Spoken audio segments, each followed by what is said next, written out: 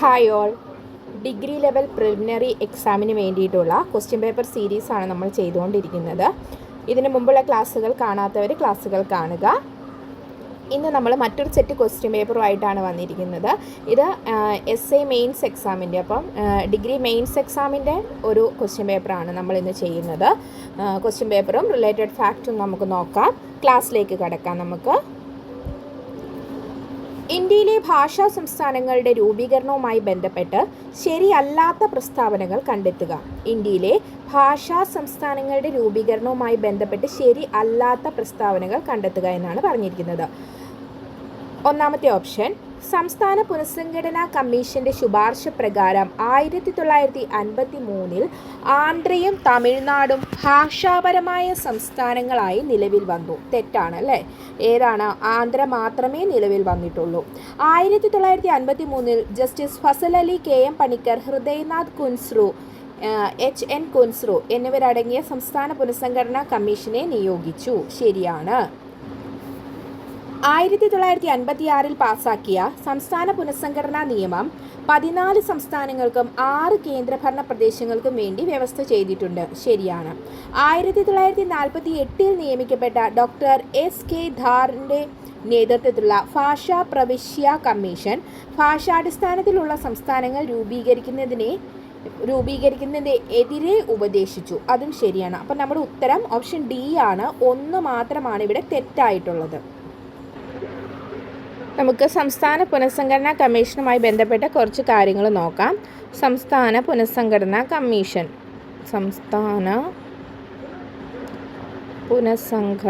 Commission okay. അപ്പോൾ ഈ കമ്മീഷൻ്റെ അധ്യക്ഷൻ ആരായിരുന്നു? സംസ്ഥാന പുനഃസംഘടനാ കമ്മീഷൻ്റെ അധ്യക്ഷൻ ഫസൽ അലി ആയിരുന്നു. ഫസൽ അലി. സംസ്ഥാന പുനഃസംഘടനാ കമ്മീഷൻ്റെ അധ്യക്ഷൻ ആരായിരുന്നു? ഫസൽ അലി ആയിരുന്നു. കമ്മീഷനിലെ മറ്റ് അംഗങ്ങളായിരുന്നു സർദാർ KM പണിക്കർ, അതുപോലെ തന്നെ HN, അതായത് നമ്മളിപ്പോൾ പറഞ്ഞ ഹൃദയനാഥ് കുൻസ്രു, HN കുൻസ്രു. ഇമ്പോർട്ടൻ്റ് ആണ് ഈ 3 പേരുകൾ സംസ്ഥാന പുനഃസംഘടനാ കമ്മീഷനുമായിട്ട് ബന്ധപ്പെട്ട്. കാരണം ഇതിൻ്റെ അധ്യക്ഷൻ ആരാന്ന് PSC പലതവണ ചോദിച്ചിട്ടുണ്ട്. ഫസൽ അലി. ഈ കമ്മീഷനിലെ മറ്റ് അംഗങ്ങൾ ആരൊക്കെയാണെന്ന് ചോദിച്ചിട്ടുണ്ട്. അപ്പോൾ ഫസൽ അലി, സർദാർ KM പണിക്കർ, HN കുൻസ്രു എന്നിവരായിരുന്നു സംസ്ഥാന പുനഃസംഘടനാ കമ്മീഷനിലെ അംഗങ്ങൾ. ഏത് വർഷമാണ് സംസ്ഥാന പുനഃസംഘടനാ കമ്മീഷൻ നിലവിൽ വന്നത്? 1953 സംസ്ഥാന പുനഃസംഘടനാ കമ്മീഷൻ നിലവിൽ വരുന്നത്. ഇനി സംസ്ഥാന പുനഃസംഘടനാ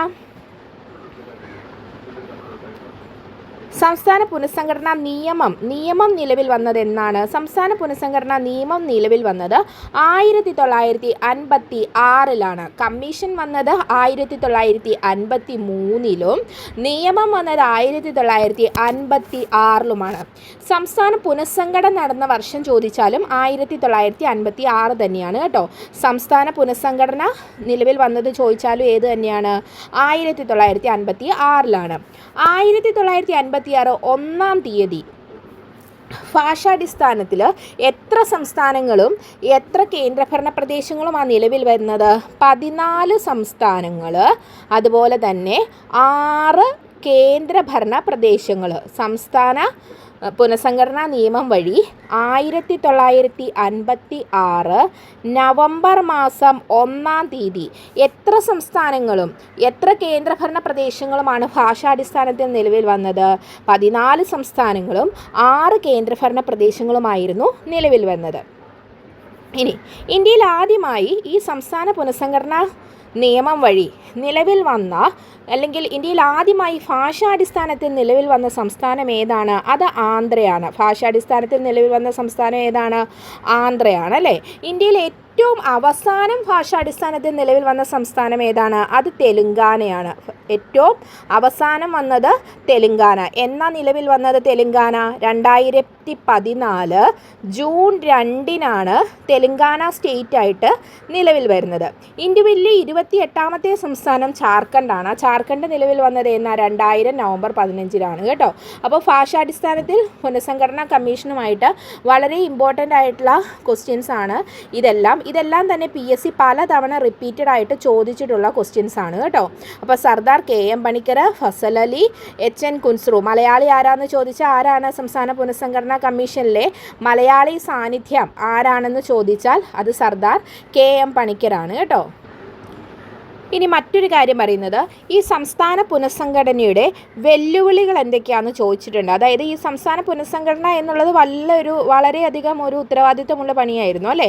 അപ്പോൾ ഇതിന് ചില വെല്ലുവിളികളൊക്കെ ഉണ്ടായിരുന്നു. ഈ സംസ്ഥാന പുനഃസംഘടനയുടെ വെല്ലുവിളികൾ എന്തൊക്കെയാണെന്ന് ചോദിച്ചാൽ ഇന്ത്യ പോലെ ഇത്രയും വൈവിധ്യമാർന്ന അല്ലേ, നമുക്കറിയാം അല്ലേ, ഇന്ത്യയുടെ അത്രയും വൈവിധ്യമാർന്ന ഒരു പ്രദേശത്ത് അതിൻ്റെ സംസ്കാരവും പാരമ്പര്യവുമുള്ള ഒരു വിശാലമായ രാജ്യത്തെ ഒന്നിപ്പിക്കുക എന്നതായിരുന്നു സംസ്ഥാന പുനഃസംഘടനയുടെ കമ്മീഷൻ്റെ ഏറ്റവും പ്രധാന വെല്ലുവിളി. എന്തായിരുന്നു? ഇന്ത്യ പോലെ വൈവിധ്യമാർന്ന ഒരു സംസ്കാരവും പാരമ്പര്യവും ഒരു വിശാലമായ രാജ്യത്തെ ഒന്നിപ്പിക്കുക എന്നത് സംസ്ഥാന പുനഃസംഘടനയുടെ പ്രധാന വെല്ലുവിളിയായിരുന്നു. അതുപോലെ തന്നെ ദാരിദ്ര്യ നിർമ്മാർജ്ജനവും സാമ്പത്തിക വികസനവും യുദ്ധത്തിലൂടെ നേടിയെടുക്കേണ്ടതായിരുന്നു.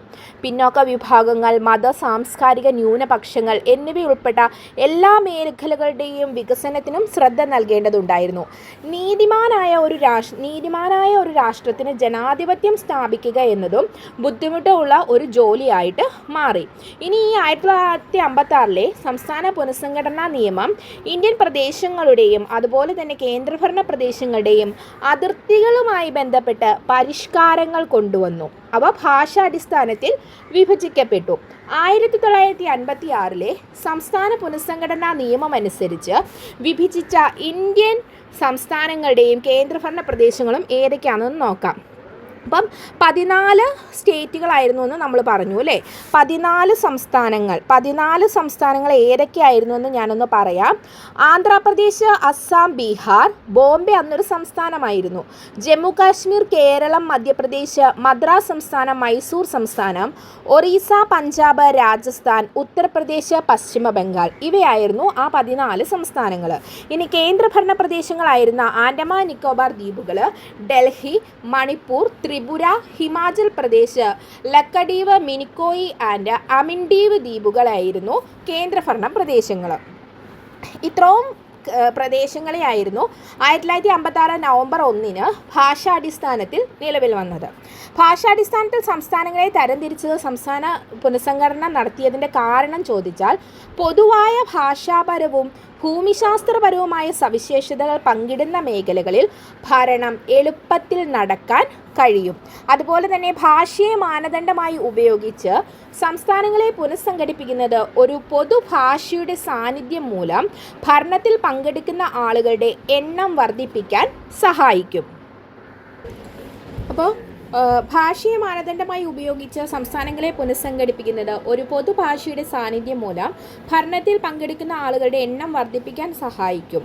പിന്നെ ഭാഷാ സവിശേഷതകളെ അടിസ്ഥാനമാക്കിയുള്ള സംസ്ഥാനങ്ങളുടെ പുനഃസംഘടന ബ്രിട്ടീഷ് ജനത വളരെ കാലമായി ഒഴിവാക്കിയിരുന്ന പ്രാദേശിക ഭാഷകളുടെ വികാസത്തിനും ഗുണം ചെയ്യുമെന്ന് തെളിയിക്കപ്പെടും.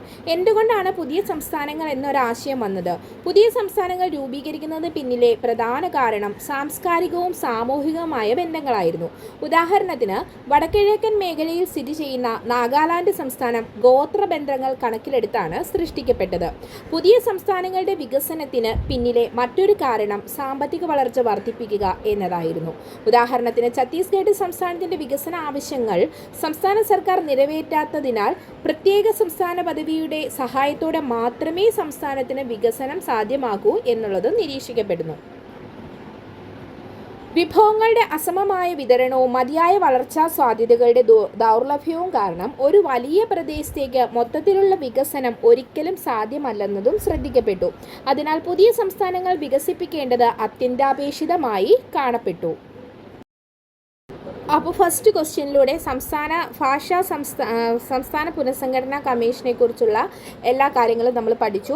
3 പേരുകൾ ഓർത്തിരിക്കുക. ഫസൽ അലി, KM പണിക്കർ, ഹൃദയനാഥ് കുൻസ്രു അല്ലെങ്കിൽ HN കുൻസ്രു എന്നിവരാണ് സംസ്ഥാന പുനഃസംഘടനാ കമ്മീഷനിലെ അംഗങ്ങൾ. മലയാളി സാന്നിധ്യം ചോദിച്ചാൽ സർദാർ KM പണിക്കർ. അടുത്ത ക്വസ്റ്റ്യനിലേക്ക് പോകാം. താഴെ കൊടുത്തിട്ടുള്ളവയിൽ ശരിയായ ചേരുപടി ചേരുന്ന വസ്തുതകൾ തിരിച്ചറിയുക. Congress Socialist Party Jayaprakash Narayanan 1934. Forward Bloc Subhash Chandrabose 1939. Punjab Naujawan Bharat Sabha Bhagat Singh 1926. Communist Party of India MN Roy 1920. ഇവ ചേരുംപടി ചേർക്കാനാണ് പറഞ്ഞിരിക്കുന്നത് ശരിയായത്. അപ്പം കോൺഗ്രസ് സോഷ്യലിസ്റ്റ് പാർട്ടി ആരാണ്? ജയപ്രകാശ് നാരായണനാണ് തുടങ്ങുന്നത് 1934. Forward Bloc Subhash Chandrabose 1939. പഞ്ചാബ് നൗജവാൻ ഭാരത് സഭ ഭഗത് സിംഗ് 1926.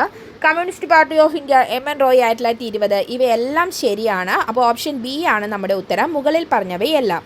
അടുത്ത ക്വസ്റ്റ്യൻ, താഴെ പറയുന്നവ ചേരുംപടി ചേർക്കുക. സാധുജന ദൂതൻ, ഹരിജൻ, മിതവാദി, അൽ ഇസ്ലാം. അപ്പോൾ ഇതെല്ലാം എന്താണ്? ഇതെല്ലാം മാസികകളും പത്രങ്ങളുമാണ്.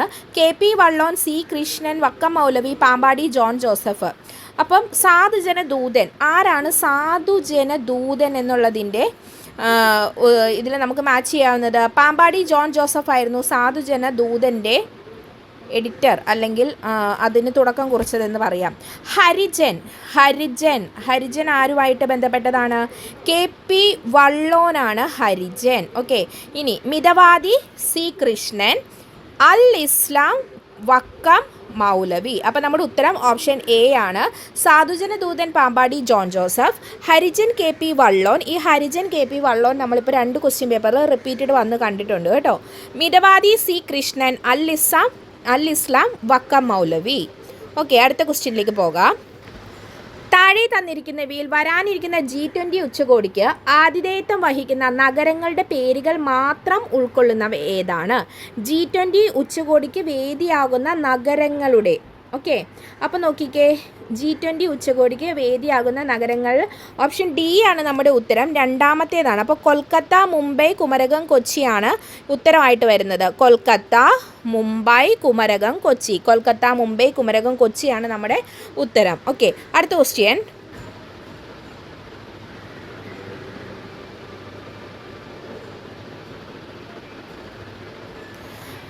താഴെ പറയുന്നവ പരിഗണിച്ച് തെറ്റായ പ്രസ്താവന തിരിച്ചറിയുക. അർജന്റീനയിലെ പുൽമേടുകളാണ് പമ്പകൾ. സിറോക്കോ ഇന്ത്യയിൽ രക്തമഴയുണ്ടാക്കുന്നു.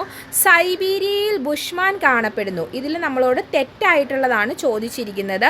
തെറ്റായ പ്രസ്താവന എന്ന് പറയുന്നത് ഓപ്ഷൻ ഡി ആണ്. 3 തെറ്റായിട്ടുള്ളത്. എന്താണ്? സൈബീരിയനിൽ ബുഷ്മാൻ കാണപ്പെടുന്നു. ബാക്കി അർജന്റീനയിലെ പുൽമേടുകൾ പമ്പകൾ, സിറോക്കോ ഇറ്റലിയിൽ രക്തമഴ ഉണ്ടാക്കുന്നു, ഇവയെല്ലാം ശരിയാണ്. അപ്പോൾ എന്താണ് ക്യാബിനറ്റ് മിഷൻ? 1946 ബ്രിട്ടീഷ് സർക്കാരിനുണ്ടായിരുന്ന അധികാരം ഇന്ത്യൻ സർക്കാരിന് കൈമാറുന്നതിൽ ശ്രദ്ധ കേന്ദ്രീകരിച്ചുകൊണ്ട് ബ്രിട്ടീഷ് പ്രധാനമന്ത്രിയായിരുന്ന ക്ലെമന്റ് ആറ്റലി ഇന്ത്യയിലേക്ക് ഒരു ക്യാബിനറ്റ് മിഷൻ ആരംഭിച്ചു. ഇന്ത്യയുടെ ഐക്യം ശക്തിപ്പെടുത്താനും രാജ്യത്തിന് സ്വാതന്ത്ര്യം നേടാൻ സഹായിക്കാനും ഈ മിഷൻ ആഗ്രഹിച്ചു. ഇനി ഇതിലെ അംഗങ്ങൾ 3 അംഗങ്ങൾ ഉണ്ടായിരുന്നു. Lord Pethick Lawrence, sir Stafford Cripps, AV Alexander എന്നിവരായിരുന്നു ഇതിലെ പ്രധാനപ്പെട്ട അംഗങ്ങൾ. 1946 മാർച്ച് 24 ഇന്ത്യയിലേക്ക് വന്ന ക്യാബിനറ്റ് മിഷൻ സ്വാതന്ത്ര്യദിന ഇന്ത്യക്ക് വലിയ ഊന്നൽ നൽകിയ ഒരു ബ്രിട്ടീഷ് ഗവൺമെൻറ് ആയിരുന്നു ഇതിനെ അയച്ചത്. അപ്പം ക്യാബിനറ്റ് മിഷൻ ഇന്ത്യയിലേക്ക് വന്നത് 1946 മാർച്ച് 24. ഇനി ഈ ക്യാബിനറ്റ് മിഷൻ പ്ലാൻ തയ്യാറാകുന്നത് ആരൊക്കെയാണ്? അത് AV അലക്സാണ്ടർ, സ്റ്റഫോർഡ് ക്രിപ്സും പെത്വിക് ലോറൻസും ചേർന്നായിരുന്നു. ക്യാബിനറ്റ് മിഷന്റെ ലക്ഷ്യങ്ങൾ എന്തൊക്കെയായിരുന്നു? ഇന്ത്യൻ ഭരണഘടന രൂപീകരിക്കുന്നത് ഇന്ത്യൻ നേതാക്കളുമായി ഒരു കരാർ ഉണ്ടാക്കുക, സമൂഹത്തിലെ എല്ലാ വിഭാഗങ്ങളെയും മനസ്സിൽ വെച്ചുകൊണ്ട് ഇന്ത്യൻ ഭരണഘടന രൂപീകരിക്കുന്ന ഒരു കമ്മിറ്റി രൂപീകരിക്കുക, എല്ലാ ആളുകൾക്കും തുല്യ ബഹുമാനവും അവസരങ്ങളും നൽകുന്ന ഒരു ഭരണഘടന തയ്യാറാക്കുന്നതിനായി ഒരു കമ്മിറ്റി രൂപീകരിക്കാൻ മിഷൻ ആഗ്രഹിച്ചു. ഒരു എക്സിക്യൂട്ടീവ് കൗൺസിൽ രൂപീകരിക്കാൻ ഇത് സംഭവിക്കുന്നതിന് മിഷന് പ്രധാന ഇന്ത്യൻ സ്ഥാപനങ്ങളുടെ സഹായവും ആവശ്യമായിരുന്നു. ഇന്ത്യക്ക് പരമാധികാരം കൈമാറുന്നത് സംബന്ധിച്ച് ഇന്ത്യൻ നേതാക്കളുമായി ചർച്ച നടത്തുന്നതിനായി ബ്രിട്ടീഷ് സർക്കാർ നിയോഗിച്ച 3-അംഗ സമിതിയാണ് ക്യാബിനറ്റ് മിഷൻ. 2 നൂറ്റാണ്ടായി ഇന്ത്യ ഭരിച്ചു വന്നിരുന്ന ബ്രിട്ടീഷുകാർക്ക് ഇനിയും പഴയതുപോലെ ഭരണം തുടരാൻ കഴിയില്ലെന്ന് മനസ്സിലായതോടെ ഇന്ത്യക്ക് സ്വാതന്ത്ര്യം നൽകുവാൻ നിർബന്ധിതരായി തീർന്നു. അധികാര കൈമാറ്റവുമായി ബന്ധപ്പെട്ട പ്രവർത്തന പരിപാടികളുടെ വിശദാംശങ്ങൾ തയ്യാറാക്കുന്നതിനായി ബ്രിട്ടീഷ് മന്ത്രിസംഘമായ Pethick Lawrence, Stafford Cripps, AV Alexander എന്നിവരടങ്ങിയ ക്യാബിനറ്റ് മിഷനെ ഇന്ത്യയിലേക്ക് അയച്ചു. ബ്രിട്ടീഷ് പ്രധാനമന്ത്രി ക്ലെമന്റ് ആറ്റ്ലി മുൻകൈയെടുത്താണ് ക്യാബിനറ്റ് മിഷൻ രൂപീകരിച്ചത്. 1946 മാർച്ച് 24-ന് ക്യാബിനറ്റ് മിഷൻ ഡൽഹിയിലെത്തുമ്പോൾ വേവൽ പ്രഭു ആയിരുന്നു വൈസ്രോയി. വൈസ്രോയി ആരായിരുന്നു? വേവൽ പ്രഭു. ഇന്ത്യൻ നേതാക്കളുമായി ചർച്ച നടത്തിയ ദൗത്യസംഘം ഇന്ത്യക്കൊരു ഭരണഘടന തയ്യാറാക്കുന്നതിന് വേണ്ടി ഒരു ഭരണഘടനാ നിർമ്മാണ സഭ വിളിച്ചു ചേർക്കണമെന്ന് കോൺഗ്രസിന്റെ ആവശ്യം അംഗീകരിക്കുന്നു. കോൺഗ്രസുമായും മുസ്ലിം ലീഗുമായും ക്യാബിനറ്റ് മിഷൻ ചർച്ചകൾ നടത്തി. സംസ്ഥാന സർക്കാരുകളേക്കാൾ അധികാരമുള്ള കേന്ദ്ര സർക്കാർ വേണമെന്ന് കോൺഗ്രസ് ആവശ്യപ്പെട്ടു. മുസ്ലിങ്ങൾക്ക് മാത്രമായി പാകിസ്ഥാൻ എന്നൊരു രാജ്യം രൂപീകരിക്കണമെന്ന് മുഹമ്മദ് അലി ജിന്ന ആരാണ് ആവശ്യപ്പെട്ടത്? മുഹമ്മദ് അലി ജിന്നയുടെ നേതൃത്വത്തിലുള്ള മുസ്ലിം ലീഗ് ആവശ്യപ്പെട്ടു. എന്നാൽ പുതിയ ഒരു ഗവൺമെന്റ് മാത്രം രൂപീകരിക്കുന്നതായും മുസ്ലിം പാകിസ്ഥാൻ എന്ന ആശയം നിരാകരിക്കുന്നതായും 1946 മെയ് 16-ന് ക്യാബിനറ്റ് മിഷൻ പ്രഖ്യാപിച്ചു. ഈ ക്യാബിനറ്റ് മിഷന്റെ നിർദ്ദേശങ്ങൾ: ഏകീകരിക്കപ്പെട്ട ഇന്ത്യക്ക് പുത്രികാരാജ്യ പദവിയും സ്വാതന്ത്ര്യവും, മുസ്ലിം ഭൂരിപക്ഷമുള്ള പ്രവിശ്യകളായ Sindh, Punjab, Baluchistan, north west frontier province എന്നിവയെ ഒരു ഗ്രൂപ്പാക്കും, ബംഗാളും അസാമും ചേർത്ത് മറ്റൊരു ഗ്രൂപ്പും, ഹിന്ദു ഭൂരിപക്ഷമുള്ള മധ്യേന്ത്യയിലെയും ദക്ഷിണേന്ത്യയിലെയും പ്രവിശ്യകൾ ചേർത്ത് ഒരു ഗ്രൂപ്പ് രൂപീകരിക്കുക, ഡൽഹി ആസ്ഥാനമായി ഒരു കേന്ദ്ര ഗവൺമെന്റ് രൂപീകരിക്കുകയും രാജ്യത്തെ പ്രധാനപ്പെട്ട വിഷയങ്ങളായ പ്രതിരോധം, കറൻസി, നയതന്ത്രം എന്നിവ നിയന്ത്രിക്കുന്നത് കേന്ദ്ര സർക്കാർ ആയിരിക്കും. മറ്റധികാരങ്ങൾ ഗ്രൂപ്പുകളുടെ ഏകീകരണത്തോടെ പ്രവിശ്യകളിലെ സർക്കാർ നിർവഹിക്കും.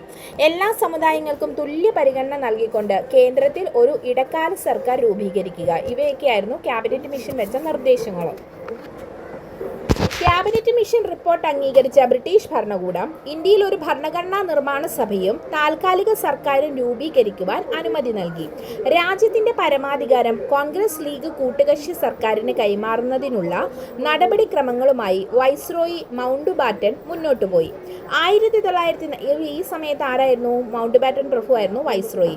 1946 ജൂലൈ 10-ന് നെഹ്റു നടത്തിയ പ്രകോപനപരമായ പ്രസംഗത്തെ തുടർന്ന് ക്യാബിനറ്റ് മിഷൻ ഈ പദ്ധതിയോട് മുസ്ലിം ലീഗും പ്രഖ്യാപിച്ചിരുന്ന പിന്തുണ പിൻവലിക്കുന്നു.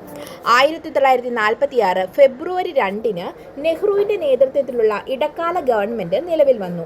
ഇന്ത്യക്കൊരു ഭരണഘടന തയ്യാറാക്കുന്നതിനുള്ള പ്രവർത്തനങ്ങളും പുരോഗമിച്ചു. തുടക്കത്തിൽ മന്ത്രിസഭയിൽ ചേരാൻ മുസ്ലിം ലീഗ് തയ്യാറായിരുന്നില്ല. പിന്നീട് ചേർന്നെങ്കിലും ഒരു കൂട്ടു മന്ത്രിസഭയുടെ ഐക്യം നിലനിർത്തുവാൻ ആ ഗവൺമെന്റിന് സാധിച്ചില്ല. അപ്പോൾ ഇത്രയൊക്കെയാണ് ക്യാബിനറ്റ് മിഷൻ പ്ലാനിനെ കുറിച്ചുള്ള കാര്യങ്ങൾ. അടുത്ത ക്വസ്റ്റ്യനിലേക്ക് നമുക്ക് കിടക്കാം. രാജ്യസഭയെക്കുറിച്ചുള്ള ഈ പ്രസ്താവനകൾ പരിഗണിക്കുകയും ശരിയായ സംയോജനം കണ്ടെത്തുകയും ചെയ്യുക. രാജ്യസഭയെക്കുറിച്ചിട്ടാണ് നമ്മളോട് ചോദിച്ചിരിക്കുന്നത്. രാജ്യസഭ ഭാഗികമായി തിരഞ്ഞെടുക്കപ്പെട്ട ഒരു സ്ഥാപനമാണ്. ശരിയാണ് അല്ലേ? രാജ്യസഭ ഭാഗികമായി തിരഞ്ഞെടുക്കപ്പെട്ട ഒരു സ്ഥാപനമാണ്. സംസ്ഥാനങ്ങൾക്ക് പ്രാതിനിധ്യം നൽകുക. ശരിയാണ്. 6 വർഷത്തെ കാലാവധി ആസ്വദിക്കുന്നു. തെറ്റാണ്. വൈസ് പ്രസിഡന്റ് ആണ് അതിൻ്റെ എക്സ് ഒഫീഷ്യോ ചെയർമാൻ. ശരിയാണ്. വൈസ് പ്രസിഡന്റ് ആണ് രാജ്യസഭയുടെ എക്സ് ഒഫീഷ്യോ ചെയർമാൻ. അപ്പോൾ നമ്മുടെ ഉത്തരം ഏതാണ്? ഓപ്ഷൻ ബി ആണ്. 1, 2, 4 എന്നിവയാണ് ശരി. ഇന്ത്യയിലെ നിയമനിർമ്മാണ സഭയായ പാർലമെന്റിന്റെ ഉപരിസഭയാണ് രാജ്യസഭ അഥവാ ഉപരിമണ്ഡലം. കൗൺസിൽ ഓഫ് സ്റ്റേറ്റ്സ് എന്നാണ് ഇംഗ്ലീഷ് പറയുന്നത്. രാജ്യസഭയും അധോസഭയായ ലോകസഭയും ഉൾപ്പെടുന്നതാണ് പാർലമെന്റ്. അപ്പം ചോദിച്ചിട്ടുണ്ട്, ഉപരിമണ്ഡലം അപ്പർ ഹൗസ് എന്നറിയപ്പെടുന്നത് എന്താണ്? അത് രാജ്യസഭയാണ്. സംസ്ഥാനങ്ങളുടെ സഭ എന്നറിയപ്പെടുന്നതും രാജ്യസഭയാണ്. ബ്രിട്ടീഷ് പാർലമെന്റിലെ പ്രഭുസഭയ്ക്ക് സമാനമായാണ് ഇന്ത്യയിലെ രാജ്യസഭ. പ്രീവിയസ് ഇയർ ക്വസ്റ്റ്യൻ ആണ്. രാജ്യസഭയുടെ പരമാവധി അംഗസംഖ്യ 250 നിജപ്പെടുത്തിയിരിക്കുന്നു. സാമൂഹിക പ്രവർത്തനം, ശാസ്ത്ര, സാഹിത്യം എന്നീ മേഖലകളിൽ മികച്ച സംഭാവന നടത്തിയവരിൽ നിന്നും രാഷ്ട്രപതി നാമനിർദ്ദേശം ചെയ്യുന്ന 12 അംഗങ്ങളും ഇതിൽ ഉൾപ്പെടും. അപ്പോൾ 238 + 12 പേരെ രാഷ്ട്രപതി നോമിനേറ്റ് ചെയ്യുന്നു. വിവിധ സംസ്ഥാനങ്ങളിലെയും കേന്ദ്രഭരണ പ്രദേശങ്ങളിലെയും നിയമനിർമ്മാണ സഭകളിലെ അംഗങ്ങൾ MLA സിംഗിൾ ട്രാൻസ്ഫറബിൾ വോട്ട് പ്രകാരം 6 വർഷത്തേക്കാണ് ബാക്കിയുള്ള അംഗങ്ങളെ തിരഞ്ഞെടുക്കുന്നത്. എത്ര വർഷത്തേക്കാണ്? 6 വർഷത്തേക്ക്. ഓരോ 2 വർഷം കൂടുമ്പോഴും 1/3 ഭാഗം അംഗങ്ങൾ ഈ സഭയിൽ നിന്നും പിരിഞ്ഞു പോകും. സഭയുടെ അധ്യക്ഷൻ ഉപരാഷ്ട്രപതിയാണ്. അപ്പോൾ ഓരോ 2 വർഷം കൂടുമ്പോഴും 1/3 ഭാഗം അംഗങ്ങൾ എന്ത് ചെയ്യും? സഭയിൽ നിന്നും പിരിഞ്ഞു പോകുന്നു. അപ്പോൾ ഇവരുടെ കാലാവധി എത്ര വർഷമാണ്? 6 വർഷമാണ് കാലാവധി. രാജ്യസഭയുടെ അധ്യക്ഷൻ ആരാണ്? ഉപരാഷ്ട്രപതിയാണ്. എല്ലാ സംസ്ഥാനങ്ങളിലെയും നിയമസഭയുള്ള കേന്ദ്രഭരണ പ്രദേശങ്ങളിലെയും നിയമസഭാംഗങ്ങളാണ് തിരഞ്ഞെടുപ്പിലൂടെ രാജ്യസഭാംഗത്തെ തിരഞ്ഞെടുക്കുന്നത്. അതിനാൽ പരോക്ഷ തിരഞ്ഞെടുപ്പ് സമ്പ്രദായത്തിലൂടെയാണ് ഓരോ രാജ്യസഭാ MP-മാരെയും നമ്മൾ തിരഞ്ഞെടുക്കുന്നത്. സംസ്ഥാനങ്ങൾക്കായി സംവരണം ചെയ്തിട്ടുള്ള കാര്യങ്ങളിൽ നിയമങ്ങൾ നിർണ്ണയിക്കാൻ ഭരണഘടന ഇന്ത്യൻ പാർലമെൻറ്റിന് അധികാരം നൽകുന്നു. എന്നാൽ കേന്ദ്ര പാർലമെൻറ്റിൻ്റെ അത്തരമൊരു അധികാരം നൽകുന്ന 2/3 ഭൂരിപക്ഷത്തിൽ രാജ്യസഭ പ്രമേയം പാസാക്കിയാൽ മാത്രമേ ഇത് ചെയ്യാൻ സാധിക്കുകയുള്ളൂ. രാജ്യസഭയുടെ അനുമതിയില്ലാതെ സംസ്ഥാനങ്ങൾക്കായി സംവരണം ചെയ്ത വിഷയത്തിൽ കേന്ദ്ര സർക്കാരിന് നിയമമുണ്ടാക്കാൻ സാധിക്കുകയില്ല. ഇന്ത്യൻ ഭരണഘടനയുടെ ആർട്ടിക്കിൾ 110 മണി ബില്ലാണെന്ന് നമുക്കറിയാം അല്ലേ. ഒരു മന്ത്രിയാണ് ലോകസഭയിൽ ഒരു മണി ബില്ല് അവതരിപ്പിക്കുന്നത്. രാഷ്ട്രപതിയുടെ ശുപാർശയിൽ മാത്രമാണ് നമുക്ക് ലോകസഭയിൽ മണി ബില്ല് അവതരിപ്പിക്കുകയുള്ളൂ. ഇനി മണി ബില്ല് പാസ്സാകുമ്പോൾ ലോകസഭ ഈ മണി ബില്ല് രാജ്യസഭയിലേക്ക് 14 ദിവസത്തേക്ക് അയക്കും. ഈ സമയത്ത് അതിന് ശുപാർശകൾ നൽകാം രാജ്യസഭയ്ക്ക്. 14 ദിവസത്തിനുള്ളിൽ രാജ്യസഭ ഈ മണി ബില്ല് ലോകസഭയിൽ തിരികെ നൽകുന്നതിൽ പരാജയപ്പെട്ടാൽ, അതായത് തിരികെ നൽകാതിരുന്നാൽ, ആ ബില്ല് ഇരു സഭകളും പാസ്സാക്കിയതായി കണക്കാക്കും. കൂടാതെ രാജ്യസഭ നിർദ്ദേശിച്ച ഭേദഗതികളിൽ ഏതെങ്കിലും ലോകസഭ നിരസിച്ചാൽ ലോകസഭ അത് പാസ്സാക്കുന്ന രൂപത്തിൽ പാർലമെന്റിന്റെ ഇരു സഭകളും പാസ്സാക്കിയതായും കണക്കാക്കുന്നു. അതിനാൽ രാജ്യസഭയ്ക്ക് മണി ബില്ലിൽ ശുപാർശകൾ മാത്രമേ നൽകാൻ കഴിയൂ. എന്നാൽ രാജ്യസഭയ്ക്ക് മണി ബിൽ ഭേദഗതി ചെയ്യാൻ കഴിയില്ല. അപ്പോൾ രാജ്യസഭയ്ക്ക് മണി ബില്ല് ഭേദഗതി ചെയ്യാനോ അതിന് പാസ്സാക്കാതിരിക്കാനോ സാധിക്കുകയില്ല. 14 ദിവസത്തിനുള്ളിൽ ഇത് തിരിച്ചയച്ചില്ലെങ്കിലും പാസ്സാക്കിയതായിട്ടാണ് കണക്കാക്കുകയുള്ളൂ. മണി ബില്ല് പണേതര വിഷയങ്ങളൊന്നും രാജ്യസഭ ചേർക്കുന്നില്ലെന്ന് ഉറപ്പാക്കാനാണിത്. മണി ബില്ലുകൾക്കായി ഇരു സഭകളുടെയും സംയുക്ത സമ്മേളനം നടക്കില്ല. കാരണം എല്ലാ അന്തിമ തീരുമാനങ്ങളും ലോകസഭയാണ് മണി ബില്ലിൻ്റെ കാര്യത്തിൽ എടുക്കുന്നത്. അപ്പോൾ രാജ്യസഭയെക്കുറിച്ച് ഇമ്പോർട്ടൻ്റ് ഉള്ള കാര്യങ്ങളെല്ലാം നമ്മൾ പഠിച്ചിട്ടുണ്ട്. അടുത്ത ക്വസ്റ്റ്യനിലേക്ക് പോകാം. ലോകസഭയിലും സംസ്ഥാന നിയമസഭാ അസംബ്ലിയിലും ആംഗ്ലോ ഇന്ത്യൻ സമുദായത്തിനുള്ള സീറ്റ് സംവരണം ഡാഷ് ഭരണഘടനാ ഭേദഗതി നിയമം തടഞ്ഞു. ലോകസഭയിലും സംസ്ഥാന നിയമസഭയിലും ആംഗ്ലോ ഇന്ത്യൻ സമുദായത്തിന് സീറ്റ് സംവരണം ഉണ്ടായിരുന്നു അല്ലേ. ഇത് തടഞ്ഞുകൊണ്ടുള്ള ഭരണഘടനാ ഭേദഗതി ഏതാണെന്നാണ് ചോദിച്ചിരിക്കുന്നത്. അത് 104 ഭരണഘടനാ ഭേദഗതിയാണ്. ഓപ്ഷൻ എ 104 ഭരണഘടനാ ഭേദഗതി. 104 ഭരണഘടനാ ഭേദഗതി എന്താണെന്ന് നമുക്കൊന്ന് നോക്കാം. എന്താണ് 104 ഭരണഘടനാ ഭേദഗതി? 2019 ഡിസംബർ 9 നീതിന്യായ മന്ത്രി രവിശങ്കർ പ്രസാദ് ലോക്സഭയിൽ 2019 ഭരണഘടന 104 ഭേദഗതി അവതരിപ്പിക്കുന്നു. ആരാണ് അവതരിപ്പിച്ചത്? അന്നത്തെ നീതിന്യായ മന്ത്രിയായിരുന്ന രവിശങ്കർ പ്രസാദ് 2019 ഡിസംബർ 9. ഈ ഭരണഘടനാ ഭേദഗതി ആർട്ടിക്കിൾ 334 ഭേദഗതി ചെയ്യുന്നതിനാണ് ബില്ല് ഉദ്ദേശിക്കുന്നത്. ആർട്ടിക്കിൾ 334. ഇന്ത്യൻ ഭരണഘടനയുടെ 104 ഭേദഗതി ഹൗസ് ഓഫ് കോമൺസിൽ സംസ്ഥാന നിയമസഭകളിലും SC/ST സീറ്റുകളും അവസാനിപ്പിക്കുന്നതിനുള്ള സമയപരിധി 70 നിന്നും 80 വർഷമായി നീട്ടി. ലോക്സഭയിലും സംസ്ഥാന നിയമസഭകളിലും ആംഗ്ലോ ഇന്ത്യൻ സമൂഹത്തിനായി സംവരണം ചെയ്ത സീറ്റുകളും ഇത് നീക്കം ചെയ്തു. അപ്പോൾ 104 ഭരണഘടനാ ഭേദഗതി നമ്മളിപ്പോൾ നോക്കിയത്. ഇനി നമുക്ക് ഭേദഗതികൾ തന്നെ പഠിക്കണം കേട്ടോ, കാരണം ഭേദഗതികൾ ഇമ്പോർട്ടൻ്റ് ആണ്. അടുത്ത ക്വസ്റ്റ്യനിലേക്ക് പോകാം. GST കൗൺസിലിലെ അംഗങ്ങൾ ആണ്. GST കൗൺസിലിലെ അംഗങ്ങൾ ആരൊക്കെയാണ്? GST കൗൺസിലിലെ അംഗങ്ങൾ പ്രധാനമന്ത്രി അംഗമാണോ? അല്ല. കേന്ദ്രമന്ത്രി, കേന്ദ്ര ധനമന്ത്രി അംഗമാണ്. കേന്ദ്ര ധനകാര്യ സഹമന്ത്രി അംഗമാണ്. സംസ്ഥാനത്തിൻ്റെ ധനമന്ത്രിമാർ അല്ലെങ്കിൽ നോമിനി അംഗങ്ങളാണ്. അപ്പോൾ ഓപ്ഷൻ സി ആണ് നമ്മുടെ ഉത്തരം അല്ലേ. GST കൗൺസിൽ അംഗങ്ങൾ എന്ന് പറയുന്നത് കേന്ദ്ര ധനമന്ത്രി, കേന്ദ്ര ധനകാര്യ സഹമന്ത്രി, സംസ്ഥാനത്തിൻ്റെ ധനമന്ത്രിമാർ അല്ലെങ്കിൽ നോമിനികൾ. ഓക്കെ, എന്താണ് GST? ഇന്ത്യയിലെ വിവിധ പരോക്ഷ നികുതികൾക്ക് പകരമായി നിലവിൽ വന്ന ഒരു ഉപഭോഗാധിഷ്ഠിത നികുതിയാണ് GST. സാധനങ്ങളുടെയും സേവനങ്ങളുടെയും വിതരണത്തിലാണ് ഇത് ചുമത്തുന്നത്. ഇതിൻ്റെ ലക്ഷ്യങ്ങൾ എന്തൊക്കെയാണ്? GSTയുടെ പ്രധാന ലക്ഷ്യം ഏകീകൃതവും ലളിതവുമായ ഒരു നികുതി സംവിധാനം സൃഷ്ടിക്കുക, നികുതി കാസ്കോഡിംഗ് കുറയ്ക്കുക, ബിസിനസ് ചെയ്യുന്നതിനുള്ള എളുപ്പം പ്രോത്സാഹിപ്പിക്കുകയും എന്നിവയാണ്.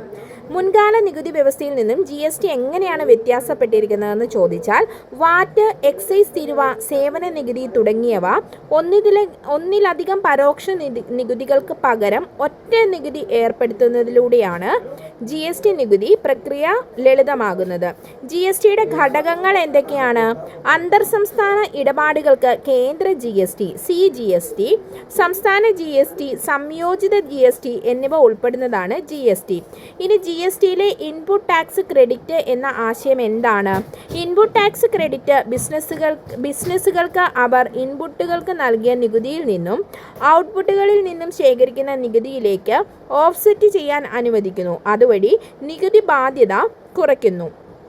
ഇനി നമ്മുടെ ഈ GST നിരക്കുകളുടെ അടിസ്ഥാനത്തിൽ GST എങ്ങനെ തരംതിരിക്കാമെന്ന് ചോദിച്ചാൽ, GST നിരക്കുകളെ 4 സ്ലാബുകളായിട്ടാണ് തിരിച്ചിരിക്കുന്നത്. 5%, 12%, 18%, 28%.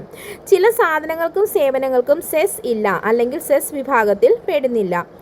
GST അടയ്ക്കാൻ ബാധ്യസ്ഥർ ആരൊക്കെയാണ്? സ്വീകർത്താവ് ബാധ്യസ്ഥനായിരിക്കുന്ന റിവേഴ്സ് ചാർജ് കേസുകളിൽ ഒഴികെ സാധാരണയായി സാധനങ്ങളുടെയും സേവനങ്ങളുടെയും വിതരണക്കാരൻ്റെ മേൽ GST അടയ്ക്കാനുള്ള ബാധ്യത വരുന്നു. ഇനി CGST, സെൻട്രൽ GSTയും സ്റ്റേറ്റ് GSTയും തമ്മിലുള്ള വ്യത്യാസം എന്താ?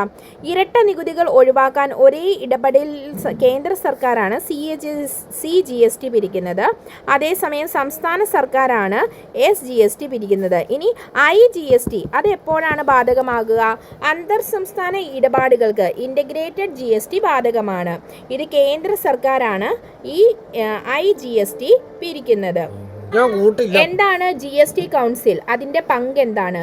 GST നിരക്കുകൾ, ഇളവുകൾ, മറ്റ് നയപരമായ കാര്യങ്ങൾ എന്നിവയിൽ കേന്ദ്ര സംസ്ഥാന സർക്കാരുകൾക്ക് ശുപാർശകൾ നൽകുന്നതിന് ഉത്തരവാദിത്തമുള്ള ഒരു ഭരണസമിതിയാണ് GST കൗൺസിൽ എന്ന് പറയുന്നത്. എന്നാണ് GST ഇന്ത്യയിൽ നിലവിൽ വന്നതെന്ന് ചോദിച്ചാൽ 2017 ജൂലൈ 1. എന്നാണ് 2017 ജൂലൈ 1 ഇന്ത്യയിൽ GST നിലവിൽ വരുന്നത്. അടുത്ത ക്വസ്റ്റ്യനിലേക്ക് പോകാം. 17ാമത്തെ ക്വസ്റ്റ്യൻ, ഒരു പൊതു അധികാരി അല്ലെങ്കിൽ ഒരു ഉദ്യോഗസ്ഥൻ്റെ ഉത്തരവാദിത്തം നിർവഹിക്കാത്തത് മൂലം മറ്റൊരാൾക്ക് പരിക്കേൽപ്പിക്കപ്പെടുന്നതിന് എതിരെ പുറപ്പെടുവിച്ച റിട്ട്. ഒരു പൊതു അധികാരി അല്ലെങ്കിൽ ഒരു ഉദ്യോഗസ്ഥൻ്റെ ഉത്തരവാദിത്തം നിർവഹിക്കാത്തത് മൂലം മറ്റൊരാൾക്ക് പ്പെടുന്നതിന് എതിരെ പുറപ്പെടുവിച്ച റിട്ട്. ഓപ്ഷൻ ബി മാൻഡമസ് റിട്ടാണ്. മാൻഡമസ് റിട്ടാണ് നമ്മുടെ ഉത്തരം. ഏതാണ്? മാൻഡമസ് റിട്ടാണ്. ഇനി റിട്ടുകളെ കുറിച്ച് നമുക്കൊന്ന് നോക്കാം. കോടതികളുടെ ഉന്നതാധികാര കൽപ്പനയാണ് റിട്ട്. ഹൈക്കോടതി റിട്ട് അധികാരം സുപ്രീം കോടതിയെയും ആ അധികാരതയുടെ സാമ്യമാണ്. ഹൈക്കോടതിയുടെയും സുപ്രീം കോടതിയും റിട്ട് അധികാരം ഏകദേശം സാമ്യമാണ്. Habeas corpus, mandamus writ, quo warranto writ, prohibition writ, certiorari writ എന്നിവയാണ് ഇന്ത്യൻ ഭരണഘടനയിൽ പറഞ്ഞിട്ടുള്ള റിട്ടുകൾ. ഇംഗ്ലണ്ടിലെ കോടതികളിലായിരുന്നു റിട്ട് അധികാരത്തിൻ്റെ തുടക്കം. ഇന്ത്യയിൽ റിട്ട് അധികാരം സുപ്രീം കോടതിക്കും ഹൈക്കോടതിക്കും മാത്രമാണുള്ളത്. സുപ്രീം കോടതി ആർട്ടിക്കിൾ 32 പ്രകാരവും ഹൈക്കോടതി ആർട്ടിക്കിൾ 226 പ്രകാരവുമാണ് റിട്ട് പ്രയോഗിക്കുന്നത്. അപ്പോൾ റിട്ടുകളെക്കുറിച്ച് നമുക്ക് കൂടുതൽ ഡീറ്റെയിൽഡ് ആയിട്ട് കുറച്ച് പഠിക്കണം. അപ്പോൾ നമുക്ക് അടുത്ത ക്വസ്റ്റ്യനിലേക്ക് പോകാം. അടുത്ത ക്വസ്റ്റ്യൻ, ദേശീയ പട്ടികവർഗ കമ്മീഷനുമായി ബന്ധപ്പെട്ട് താഴെ പറയുന്ന പ്രസ്താവനകളിൽ ഏതാണ് തെറ്റ്? 2003 ഭരണഘടന 83ാം ഭേദഗതി നിയമം വഴി രൂപീകരിച്ചത്. ചെയർമാനും വൈസ് ചെയർമാനും യഥാക്രമം കേന്ദ്ര ക്യാബിനറ്റ് മന്ത്രി, സഹമന്ത്രി എന്നീ പദവികൾ നൽകി ആദരിച്ചിട്ടുണ്ട്. കമ്മ്യൂണിക്കേറ്റായി നൽകിയിട്ടുള്ള സുരക്ഷാ സംവിധാനങ്ങളുമായി ബന്ധപ്പെട്ട് എല്ലാ കാര്യങ്ങളും അന്വേഷിക്കാനും നിരീക്ഷിക്കാനുമുള്ള അധികാരം. തെറ്റായ പ്രസ്താവനയാണ് ചോദിച്ചിരിക്കുന്നത്. മുകളിൽ പറഞ്ഞവ ഒന്നുമല്ല എന്നുള്ളതാണ് നമ്മുടെ ഉത്തരം. ഓപ്ഷൻ ഡി ആണ് നമ്മുടെ ഉത്തരം. അടുത്ത ക്വസ്റ്റ്യൻ, ഗ്രാമങ്ങളിലെ ജനവാസമുള്ള ഗ്രാമപ്രദേശങ്ങളിൽ വീടുകൾ കൈവശം വയ്ക്കുന്ന വില്ലേജ് ഹൗസ് ഉടമകൾക്ക് അവകാശങ്ങളുടെ രേഖ നൽകുന്നതിനും വസ്തു ഉടമകൾക്ക് പ്രോപ്പർട്ടി കാർഡുകൾ നൽകുന്നതിനുമായി 2020 ആരംഭിച്ച കേന്ദ്ര മേഖലാ പദ്ധതി. ഓപ്ഷൻ എ സ്വാമിത്വ പദ്ധതിയാണ് കേട്ടോ. ഗ്രാമങ്ങളിൽ ജനവാസമുള്ള ഗ്രാമപ്രദേശങ്ങളിൽ വീടുകൾ കൈവശം വയ്ക്കുന്ന വില്ലേജ് ഹൗസ് ഉടമകൾക്ക് അവകാശങ്ങളുടെ രേഖ നൽകുന്നതിനും വസ്തു ഉടമകൾക്ക് പ്രോപ്പർട്ടി കാർഡുകൾ നൽകുന്നതിനുമായി 2020 ആരംഭിച്ച കേന്ദ്ര മേഖലാ പദ്ധതിയാണ് സ്വാമിത്വ പദ്ധതി. അടുത്ത ക്വസ്റ്റ്യൻ, താഴെ പറയുന്നവ പരിഗണിക്കുകയും Kerala state industrial development corporation കുറിച്ചുള്ള ശരിയായ പ്രസ്താവനകൾ തിരിച്ചറിയുകയും ചെയ്യുക. അപ്പം പ്രസ്താവനകൾ നമുക്കൊന്ന് നോക്കാം.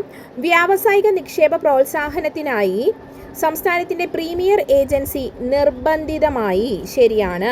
വൻകിട ഇടത്തരം വ്യവസായങ്ങളെ പ്രോത്സാഹിപ്പിക്കുക, സുഗമമാക്കുക, ധനസഹായം നൽകുക എന്നിവയായിരുന്നു പ്രാഥമിക ലക്ഷ്യം. ശരിയാണ്. കേരളത്തിലെ ഏതു നിക്ഷേപത്തിനും ഏകജാലക സൗകര്യം. ശരിയാണ്. വ്യാവസായിക വളർച്ചയ്ക്ക് ആവശ്യമായ ഭൗതിക സാമൂഹികവുമായ അടിസ്ഥാന സൗകര്യങ്ങളുടെ വികസനം ഉത്തേജിപ്പിക്കുക. ശരിയാണ്.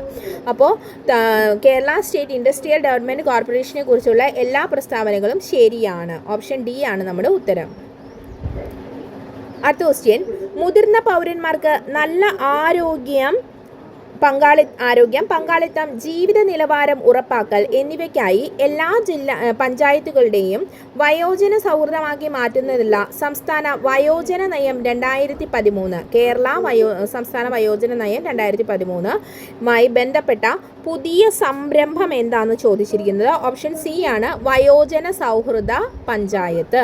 അടുത്ത ക്വസ്റ്റ്യൻ, ഫലപ്രദമായ കോമൺ സർവീസ് സെൻ്ററുകളുടെ നെറ്റ്വർക്ക് കേരളത്തിലെ ഒരൊറ്റ മേൽക്കൂരയിൽ പൊതുജനങ്ങൾക്ക് G2C, G2B കൂടാതെ B2C സേവനങ്ങളും എത്തിക്കാൻ വിഭാവനം ചെയ്യുന്നത്. ഓപ്ഷൻ സി അക്ഷയയാണ് കേട്ടോ. അക്ഷയ. ഫലപ്രദമായ കോമൺ സർവീസ് സെൻ്ററുകളുടെ നെറ്റ്വർക്ക് കേരളത്തിൽ ഒരൊറ്റ മേൽക്കൂരയിൽ പൊതുജനങ്ങൾക്ക് G2C, G2B കൂടാതെ B2C സേവനങ്ങളും എത്തിക്കാൻ വിഭാവനം ചെയ്യുന്നത്. ഓപ്ഷൻ സി അക്ഷയ വഴി. അടുത്ത ക്വസ്റ്റ്യൻ, ലോകായുക്തയെയും ഉപലോകായുക്തയെയും നിയമിക്കുന്നത് ഡാഷിൻ്റെ ശുപാർശകൾ പ്രകാരമാണ്. ലോകായുക്ത, ഉപലോകായുക്ത നിയമിക്കുന്നത് ആരുടെ ശുപാർശകൾ പ്രകാരമാണ്? ഓപ്ഷൻ ഡി മുഖ്യമന്ത്രി, നിയമസഭാ സ്പീക്കർ, പ്രതിപക്ഷ നേതാവ് എന്നിവയുടെ ശുപാർശകൾ പ്രകാരമാണ്. അടുത്ത ക്വസ്റ്റ്യൻ, താഴെ പറയുന്നവ ചേരുംപടി ചേർക്കുക. ഇമ്പാക്റ്റ് കേരള, JNNURM, കില, സുലേഖ ഇവയെ ചേരുംപടി ചേർക്കാനാണ് പറഞ്ഞിരിക്കുന്നത്. അപ്പം നമുക്കൊന്ന് നോക്കാം. നമ്മുടെ ഇമ്പാക്റ്റ് കേരളയുമായി ബന്ധപ്പെട്ടിരിക്കുന്നത് അസറ്റ് സൃഷ്ടിക്കുന്നതിനുള്ള കമ്പനി എന്നുള്ളതാണ്. അപ്പോൾ അത് ഓപ്ഷൻ എ തന്നെയാണ് കേട്ടോ. ദെൻ എ ആണ് നമ്മുടെ ഉത്തരം. 2C ആണ് വരുന്നത്. സുസ്ഥിര നഗര അടിസ്ഥാന സൗകര്യ സേവനം, ജവഹർലാൽ നെഹ്റു NURM സുസ്ഥിര നഗര അടിസ്ഥാന സൗകര്യ സേവനം. കില എന്തുമായിട്ട് ബന്ധപ്പെട്ടിരിക്കുന്നതാണ്? കില പ്രാദേശിക ഭരണത്തിനുള്ള ശേഷി വർദ്ധിപ്പിക്കുക. ഓപ്ഷൻ ഡി ആണ്. സുലേഖ പ്ലാൻ മോണിറ്ററിംഗ് സോഫ്റ്റ്വെയർ ആണ് സുലേഖ. അടുത്ത ക്വസ്റ്റ്യൻ 25, താഴെ പറയുന്നവയിൽ നിന്ന് 2 ലോക്സഭാ സീറ്റുകൾ വീതമുള്ള സംസ്ഥാനങ്ങളുടെ ഗ്രൂപ്പ് തിരഞ്ഞെടുക്കുക. ഏതൊക്കെയാണ്? ത്രിപുര, അരുണാചൽ പ്രദേശ്, മണിപ്പൂർ, ഗോവ. ഓപ്ഷൻ എ ആണ് നമ്മുടെ ഉത്തരം. 2 ലോക്സഭാ സീറ്റുകൾ വീതമുള്ള സംസ്ഥാനങ്ങളുടെ ഗ്രൂപ്പ് ത്രിപുര, അരുണാചൽ പ്രദേശ്, മണിപ്പൂർ, ഗോവ. അടുത്ത ക്വസ്റ്റ്യൻ, ആൻറ്റി പെല്ലഗ്ര വിറ്റാമിൻ ആണ്. ഏതാണ് ആൻറ്റി പെല്ലഗ്ര വിറ്റാമിൻ? B3 ആണ് കേട്ടോ. ഓപ്ഷൻ ബി B3 ആണ് ആൻറ്റി പെല്ലഗ്ര B3. ശ്വാൻ ഏത് സെല്ലുകളുടെ ഭാഗമാണ്? ന്യൂറോൺ ആണ്. Option A neuron. താഴെ പറയുന്നവയിൽ ഏത് രോഗമാണ് അനുവാഹകർ വഴി പകരുന്ന രോഗം? Option C malaria. ഇവയിൽ ഏതൊക്കെ ഹരിതഗൃഹവാതകങ്ങളിൽ ഉൾപ്പെടുന്നത്? ഹരിതഗൃഹവാതകങ്ങളിൽ ഉൾപ്പെടുന്നതിൻ്റെ ക്വസ്റ്റ്യൻ തെറ്റാണ്, ആൻസർ ഇല്ല. അടുത്ത ക്വസ്റ്റ്യൻ, അടുത്തിടെ വാർത്തകളിൽ ഇടം നേടിയ പാർക്കിൻസൺസ് ഡിസീസുമായി ബന്ധപ്പെട്ട താഴെ പറയുന്ന പ്രസ്താവനകളിൽ ഏതാണ് ശരി? പാർക്കിൻസൺസുമായി ബന്ധപ്പെട്ട പ്രസ്താവനകളിൽ ശരി. ഒരു ഡിജനറേറ്റീവ് ഡിസോർഡറാണ്. ശരിയാണ്. പിന്നെ ശ്വാസകോശ രോഗമാണ്. തെറ്റാണ്. നാഡീകോശങ്ങളുടെ തകരാറും മരണവും മൂലം സംഭവിക്കുന്നു. ശരിയാണ്. അതായത് നാഡീകോശങ്ങളുടെ തകരാറും നമുക്ക് മരണവും സംഭവിക്കുന്നു. ഓപ്ഷൻ സി ആണ് ഉത്തരം. 1, 3. അടുത്ത ക്വസ്റ്റ്യൻ, താഴെ പറയുന്നവയിൽ ഏതാണ് ജീവിതശൈലി രോഗത്തിന് ഉദാഹരണം? ജീവിതശൈലി രോഗത്തിന് ഉദാഹരണം ഏതൊക്കെയാണ്? അമിതവണ്ണം, ടൈപ്പ് 2 പ്രമേഹം, ബോട്ടുലിസം. ജീവിതശൈലി രോഗത്തിന് ഉദാഹരണമാണ് ഏതൊക്കെയാണ്? ഓപ്ഷൻ ബി അമിതവണ്ണവും ജീവിതശൈലിയാണ്, ടൈപ്പ് 2 പ്രമേഹം. ഓപ്ഷൻ ബി ആണ് നമ്മുടെ ഉത്തരം. അടുത്ത ക്വസ്റ്റ്യൻ, സ്നേഹപൂർവ്വം പദ്ധതി വിഭാവനം ചെയ്യുന്നത്. സ്നേഹപൂർവ്വം പദ്ധതി വിഭാവനം ചെയ്യുന്നത് എന്താണ്? അത് കമ്മ്യൂണിറ്റിയിലെ അനാഥരായ കുട്ടികളെ തിരിച്ചറിയാനും പിന്തുണയ്ക്കാനും. ഓപ്ഷൻ എ ആണ് നമ്മുടെ ഉത്തരം. കമ്മ്യൂണിറ്റിയിലെ അനാഥരായ കുട്ടികളെ തിരിച്ചറിയാനും പിന്തുണയ്ക്കാനുമായിട്ടുള്ളതാണ്. അടുത്ത ക്വസ്റ്റ്യൻ ഇംഗ്ലീഷിലേക്ക് നമ്മൾ കടന്നു. One of my teachers dash next door to my and fill in the blanks with appropriate form of the verb given. ഏതാണ് ഇതിൽ കറക്റ്റ് വെർബ് ഫോം നമ്മൾ ചേർക്കേണ്ടത്? ഓപ്ഷൻ എ ആണ്, ലീവ്സ് അല്ലേ. One of my teacher leaves next door to my and. അടുത്ത question, I realised that we dash before fill in the blanks with the appropriate form of the verb. ഏതാണ് ഉത്തരം വരുന്നത്? Option D ആണ്, had met. I realised that we had met before. അടുത്ത question, against her parents' wishes she wants to be dash journalist. Fill in the blanks with the appropriate form of the article. Option B, A to be a journalist, to be a journalist.